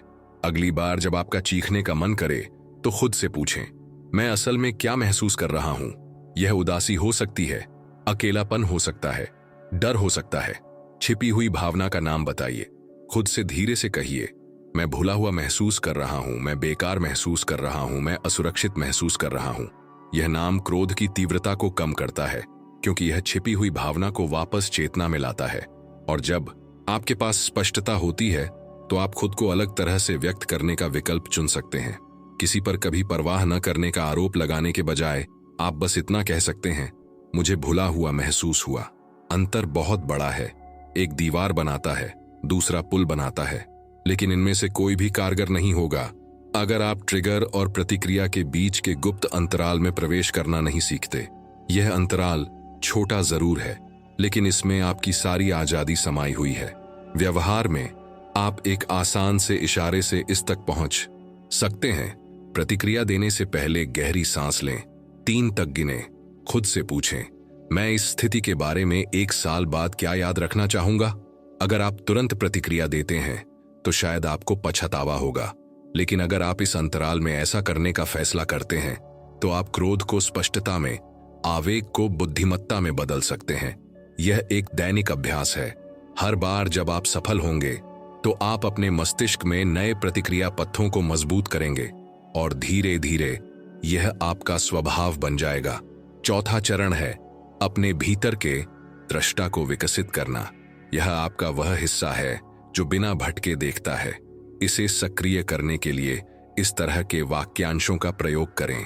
मैं क्रोध को बढ़ता हुआ देख रहा हूं, मैं भय को बढ़ता हुआ देख रहा हूं, मैं उदासी को गहराते हुए देख रहा हूं। इससे आपके और भावना के बीच एक स्वस्थ दूरी बनती है। यह उसे नकारना नहीं है, यह उससे भागना नहीं है। यह बस यह याद रखना है कि आप क्रोध नहीं है, भय नहीं है, उदासी नहीं है। आप दृष्टा हैं, और यह दृष्टा बदलता नहीं। यह बादलों के पीछे का आकाश है। यह अभ्यास कहीं भी मौन में बिना किसी के ध्यान दिए किया जा सकता है, और समय के साथ आप महसूस करेंगे कि आप किसी भी तूफान का सामना बिना बहे कर सकते हैं। 5वां कदम है मुश्किल लोगों को कोच के रूप में ढालना। इसका मतलब दुर्व्यवहार सहना नहीं है, बल्कि यह समझना है कि हर चुनौती का एक उद्देश्य होता है। एक नियंत्रणकारी बॉस आपको धैर्य सिखाता है, एक उत्तेजक पड़ोसी आपको सीमाओं का प्रशिक्षण देता है, एक आलोचनात्मक पारिवारिक सदस्य आपको लचीलापन सिखाता है। चीजों को इस तरह देखने से आप पीड़ित होना छोड़ देते हैं और एक सीखने वाले बन जाते हैं। और जब आप सीखते हैं तो खेल बदल जाता है। दूसरा व्यक्ति मुश्किल तो रह सकता है, लेकिन अब वह आपको उसी तरह प्रभावित नहीं करता। आप और मजबूत हो जाते हैं, और जो पहले कष्ट था वह अभ्यास बन जाता है। लेकिन ऐसे भी पल आएंगे जब ये सब नाकाफी लगेगा। ऐसे भी दिन आएंगे जब गुस्सा बहुत ज्यादा होगा, जब दर्द असहनीय लगेगा, जब देखने वाला दूर लगेगा। और ऐसे ही पलों में छठा कदम आता है रणनीतिक वापसी। यही वो पल है जब आपको एहसास होता है कि आपको हर लड़ाई में डटे रहने की जरूरत नहीं है। आप कह सकते हैं, मुझे एक ब्रेक चाहिए। आप किसी बातचीत को तब तक के लिए टाल सकते हैं जब तक आप शांत न हो जाएं। ये कमजोरी नहीं है, ये समझदारी है। ये उस योद्धा की तरह है जो जानता है कि आज पीछे हटने का मतलब कल जीतना है। असली गलती तब लड़ने पर अड़े रहना है जब हम अब सक्षम नहीं हैं। सचेत वापसी रिश्तों को बचाती है, ऊर्जा को बचाती है और स्वास्थ्य को बचाती है। और अगर ट्रिगर फिर भी बार बार आते हैं तो आप 7वें चरण का इस्तेमाल कर सकते हैं। अपने ट्रिगर्स का नक्शा बनाएं। 1 हफ्ते तक उन परिस्थितियों को लिखें जिनमें आपने अपना आपा खो दिया था। कौन मौजूद था, क्या कहा गया था, किस बात ने आपको याद दिलाया। धीरे धीरे आपको पैटर्न नजर आने लगेंगे। आपको पता चल सकता है कि आप हमेशा अधिकारियों के प्रति बुरी प्रतिक्रिया देते हैं क्योंकि वे आपको आपके दबंग पिता की याद दिलाते हैं, या व्यंग्य आपको परेशान करता है क्योंकि यह आपको उस भाई बहन की याद दिलाता है जिसने आपको नीचा दिखाया था। यह नक्शा सोने जैसा है क्योंकि यह आपको पूर्वानुमान लगाने और तैयारी करने में मदद करता है। जब आपको पता होगा कि बारूदी सुरंगें कहाँ हैं, तो आप गलती से उन पर पैर नहीं रखेंगे। एक और शक्तिशाली उपाय है दूर से करुणा का अभ्यास करना। इसका मतलब है बिना बोझ डाले परवाह करना। आप किसी के नाटक को महसूस किए बिना उससे प्यार कर सकते हैं। आप उसमें डूबे बिना उसकी बात सुन सकते हैं। आप खुद को खोए बिना उसका साथ दे सकते हैं।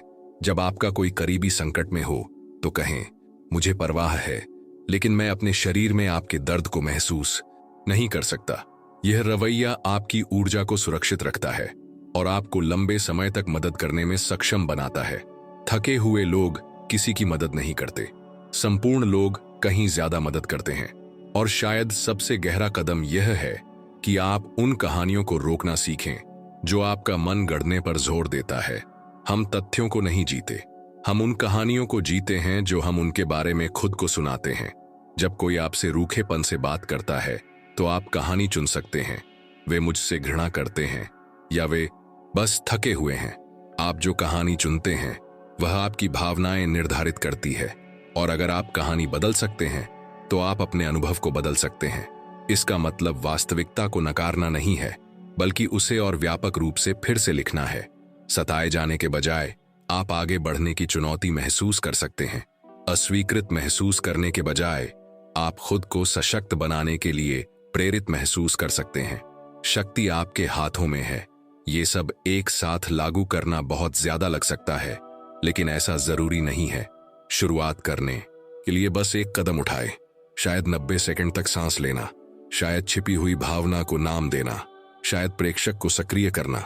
इससे कोई फर्क नहीं पड़ता कि कौन सा। जो मायने रखता है वह है अभ्यास, क्योंकि अभ्यास आदत बनाता है और आदत बदलाव लाती है। पूर्णता की उम्मीद मत कीजिए, निरंतरता की उम्मीद कीजिए। हर छोटा सा चुनाव एक जीत है। हर जीत रास्ते को मजबूत बनाती है, और समय के साथ आप वो इंसान बन जाएंगे जो कभी आपको नामुमकिन लगता था। एक ऐसा इंसान जो अराजकता के बीच भी शांति बनाए रखता है। और इस समय खुद को देखिए और कल्पना कीजिए कि आपका जीवन कैसा होगा जब कोई भी आपकी शांति को नहीं छीन पाएगा।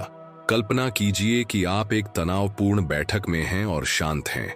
कल्पना कीजिए कि आप एक पारिवारिक बहस में हैं और स्पष्टता बनाए हुए हैं। कल्पना कीजिए कि आप ट्रैफिक में हैं और बिना किसी बाधा के वास्तविकता को स्वीकार कर रहे हैं।